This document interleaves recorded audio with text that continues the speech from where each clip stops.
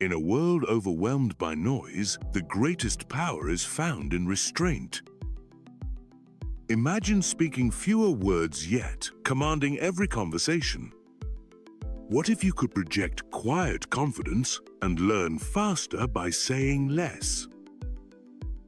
Welcome to Intellectual Minimalism, where simplicity reigns supreme and your presence speaks louder than your speech.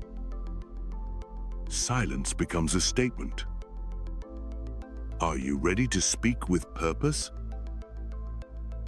Intellectual minimalism is the art of concise expression. It champions clarity over clutter and purpose over pretense.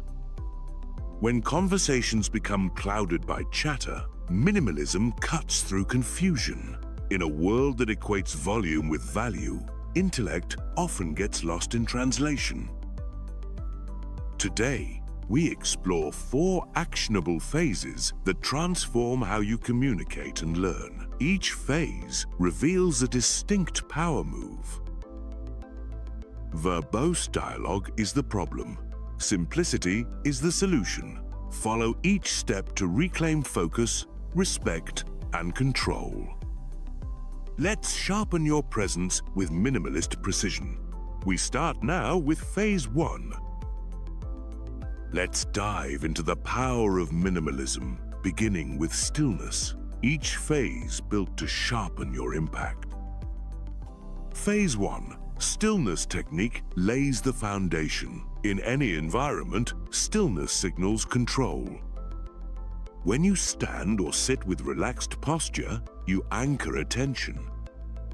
Tip 1. Adopt a simple, neutral uniform linen shirt, tailored jacket, muted tones. Avoid loud patterns or bright colors that distract. Tip 2. Maintain a grounded stance. Feet hip-width apart, weight evenly balanced. Tip 3. When you speak, pause before you answer, letting silence underline your presence. These 3 quick adjustments make minimal movement feel deliberate and let your words carry real weight. Quiet poise becomes your signature. You speak less and yet command more.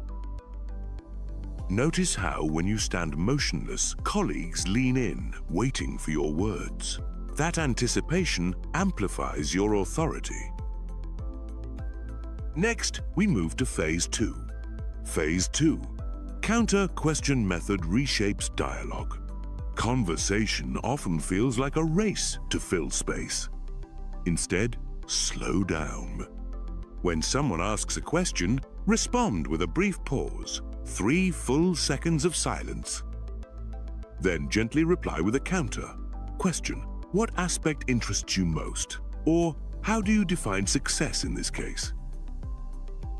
This disciplined approach enhances mutual understanding. It signals that you value depth over filling air. It encourages your counterpart to reveal insights you can build on. Tip 1. Count silently to 3 before answering. Tip 2. Craft your counter question to reflect genuine curiosity. Finally, confirm understanding before you speak. In this subtle exchange, brevity becomes a bridge to deeper dialogue. Imagine a boardroom. You pause, 1, 2, 3, then ask, which metric matters most? They respond with nuance. You build on their insight. Use follow-up prompts like, tell me more about, to deepen understanding. This layered questioning builds nuanced insights without verbosity. Phase 3. Sandwich method structures your ideas. Originating from language teaching, this structure embeds clarity into every phrase. You begin with context, introduce key content, and conclude with a concise takeaway like a sandwich. For example, when debriefing a report, start by stating the objective. Our Q2 goal was to improve retention. Next, summarize evidence. we saw a 10% increase in repeat customers. Then finish with your distilled insight. This suggests our loyalty program drives engagement. This three-part pattern elevates every statement. You can even swap in advanced vocabulary. Retention becomes client perpetuation. Increase becomes escalation. Insight becomes epiphany. By structuring your speech like this, you guide listeners through a clear journey. You eliminate ambiguity and reinforce ideas without repetition. Minimal speech. Maximum clarity. Apply this in presentations, emails, and mentoring for consistent precision. Now, on to the final phase. Phase 4. Selective curiosity unlocks genuine connection. The final power move is admitting, "I don't know yet." In a culture of instant answers, this phrase signals humility and a commitment to continuous learning. When faced with an unexpected question, resist the urge to bluff. Pause, then say, "That's a compelling point. I don't know yet, but I will explore it." This moment demonstrates thoughtfulness and invites collaboration.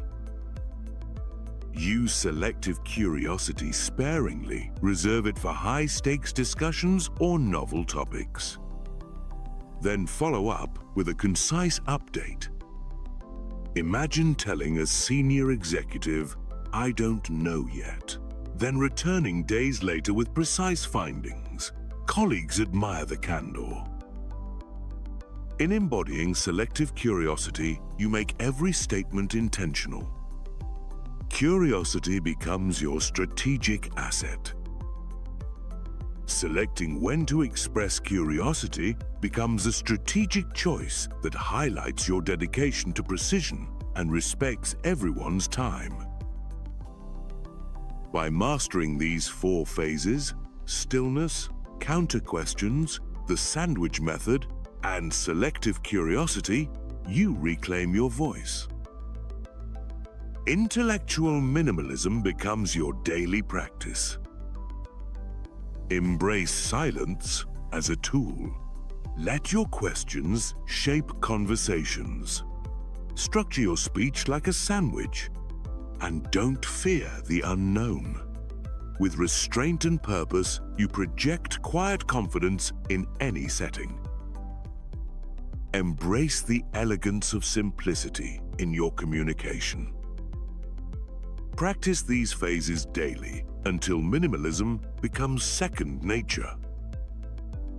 Subscribe for more insights on projecting quiet confidence and enhancing your learning journey.